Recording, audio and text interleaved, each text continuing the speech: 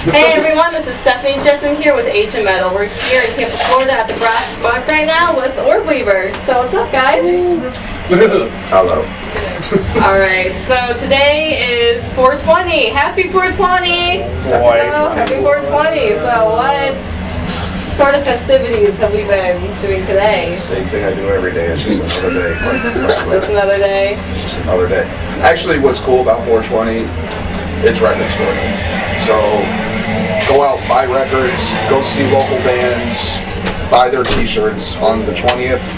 It really isn't about pop, it's about music and art. Right. So support art on this day. Right. Buy vinyl, Awesome. buy cassettes, buy CDs, buy merch, go see music, go buy an instrument you always wanted to learn how to play. That's what you do on this day. So what inspired you to start this band? My imagination. I mean, I've played in a lot of bands before, and for Orbweaver, I actually intended to kind of take a break from music, and then my imagination caught up with me, and everything that we just did came out. So quite frankly, it wasn't any reason besides it had to be done. So you call yourself Miami Mind Erasers. So how would you explain that? Well, actually, that was a quote from Kim Callie. She's like a metal journalist. So we just thought that sounded like an awesome description. Oh yeah, awesome. Yeah, I didn't know that. Pretty much. So, and you also describe your sound as a warped interpretation of death metal. So, That was another quote. well, by Kim Kelly as well. No, Or I think that was Orlando. I think that was our friends over in Orlando. There's a good group of dudes who book shows and throw a lot of good shows and do a metal blog called Orlando Productions, www.orlandoproductions.com. With 3 O's. With 3 O's, yes. But, no, quite frankly, with that, when it came time to do the logistics side of presenting the band to the world, we literally looked at ourselves and went, I don't know how to describe, you know what I mean? And I know everybody says that about their fucking band, well, I don't know, but no, literally, we didn't know what the fuck to call what we do. So we let other people do it, and then we were quite happy with the results. Nice. So, what elements of your sound really makes you stand out?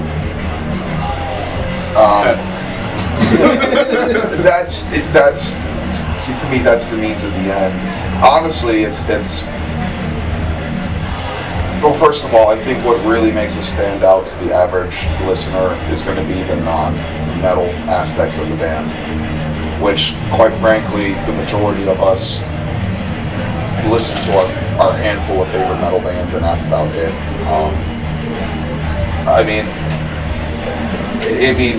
Honestly, Scott is probably the biggest metalhead. All he listens to all day is metal. Not to say we don't listen to metal. I mean, fuck, today's the day I'm wearing a shirt. I fucking honestly start my day with Willpower more than any record ever. But With very, very taste. it very tastes. But even then, we're not really inspired to, music doesn't inspire us to make music. It's more a visual statement, you know what I mean? When Scott joined the band, I would literally be like, okay, for this part, imagine Godzilla's just coming through a city and smashing, your drum beat is like that building following, and it's more a concept than being oh, let's write something that's very Primus, you know what I mean? It's sometimes it takes 1,000 notes to make one sound type of idea. So, where do you want to go with this band? World domination and beyond. If you're going to start a band, what's the point? Colonize Mars. Colonize Mars. Actually, yeah, we want to be the first band to colonize Mars. We've actually all signed up for the program. We got stadium booked out already. Yeah, exactly. Wow. Wow. See, now I want to go on Mars now. Dude. You guys want to be on Mars. Yeah, so catch Orbweaver while you can, because once that fucking rover leaves, we're on it. You'll have to go to Mars. Yeah. Yep, exactly. So, talk about the recording of Strange Transmissions for the Neuralnomicon. It's a hard one. It's a mouthful. We're a hard pill to swallow. It was actually broken up in broke it up semi into chunks. At first, we did the tracking process back home in Miami. We recorded with Jonathan Nunez, the bass player from Torch and Shitstorm. He has a studio called Pine Crust. So we did the tracking with him because he's a very, very analog lo-fi guy, and we're really, really into old 70s prog rock and psychedelic bands and stoner rock, and also black metal and death metal, but we wanted to mix more of a raw analog sound with the more polished modern sound. So we tracked down in Miami, which is our home, and then we had Brian Elliott up here at Mana Studios mix and master it, and it would, I mean, serious, I cried when I first heard it. Like, we were in Jay's car actually smoking a big joint, all drinking beers, and yeah, I mean, there was An excellent job. yeah, I mean, I couldn't have asked for a better job from both areas. It was fucking awesome. So, what can your audience expect from your live performance? Mine's erased, dog. Exactly. I've always like the one way I always described the band was the soundtrack to a bad acid trip. So if you are familiar with drugs, and if you're familiar with unfriendly experiences on said drugs where you don't have mental control over yourself, that's hopefully what you would expect while listening and watching anybody do it. I like the shrouding in description as well. Yeah. They actually inspired a song. They said we sound like a Doom Cosmic Starship. So we literally subtitled one of our songs "A Cosmic Doom Starship." Oh, that's cool. Yeah. Good friends of ours in Shrouds. We love them. Very awesome magic. Yeah, Shroud Eater. Remember. Remember, write it down. Take a picture. So, Scott Speziano, you are the newest addition to the band. How about you just briefly introduce yourself and what do you do now in bands? Well, I'm Scott. I play drums, percussion, nothing too flashy or crazy. Don't let them. Don't be modest, my friend. I do lots of blasting, and then I also fly. Like, literally, my drums turn into a plane. He's not even lying. He It's really pretty is cool. not. What would you like?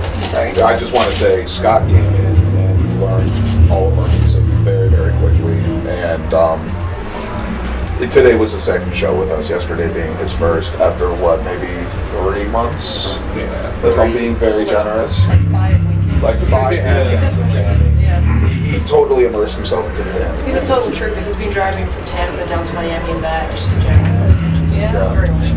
Yeah, Thank because you. yeah, Scott's a great dude. He's a great drummer. So sorry. No, that's cool. So, when I was on your Facebook page, it said that you've been mentioned in blogs, newspapers, all of these different forms of media. How does it feel to have such high, like a lot of high events, such an early in each of the bands? It's very awesome and encouraging. Actually, like the Miami New Times and the Broward New Times, they've been really good to us. Like a lot of interviews, and they voted us, it was like best metal band 2012 as well. So it's great to have them. Yeah, and honestly, quite frankly, anybody who tries to be like, "Whoa, pay attention to that" is bullshit. Right. You know, unless you're Kiss. No, I mean, I'm not. You know, yeah. When all of a sudden, one day when you see yourself like that, you're like, "Oh wow, that's cool. People care. Awesome." But at the same time, it's not like it's not like I think or we think anything about that. Besides, like, wow, it's cool. It's not like, yeah, it's cool. Besides that. Awesome. So, this is the last question. What are you planning on doing after this interview? Taco Bus. The taco bus. Oh my god, it's been so long since I've been to Tampa. The taco bus. Sure. Oh my god, people and fucking green salsa. I think we should be endorsed by Taco Bus. Yeah, sorry. We should be endorsed by Taco Bus. Something with the Oh, Taco yeah. Bus logo. I will put Hey, that. Taco I'll put Bus. stickers on my face. Taco bus. What's up, bro? I really wish we got here earlier because right next to the taco bus there's this awesome little comic book shop called Green Shift. Oh, what a cool. Which is actually run by the biggest assholes in the world. They really are a bunch of I really don't cocksuckers. think you should. But I swear to God, that is like that's my store. Like if I ever had a store, that's what it would. You walk in, they have a bunch of crazy guitar pedals, comic books, action figures, and then just like Old gear, too. old weird gear. Yeah, the place is awesome. Like if you're just a geek, it's awesome. But be prepared, the guys are assholes and they will not fucking move on their prices no matter how long that thing has been sitting there. It's for PC. So They're cool dudes. fuck PC, I've been shopping there for a while. That pedal's been sitting there for a while. Jerk. Who the fuck else is gonna buy a ring modulator built into a fucking wah pedal? Nobody, me. And it was pink. And it's pink. Nobody's gonna buy that except for me. You should give that to Randy. You should give me that because I just fucking gave you a plug, Green Shift. Yes. And you also called him an asshole. No big deal. Alright, thank you for watching. This is Stephanie Jensen here with Age of Metal. If you haven't checked out Orbweaver, definitely give them a like on Facebook and support. www.orbweaverband.com. What he said, so stay metal.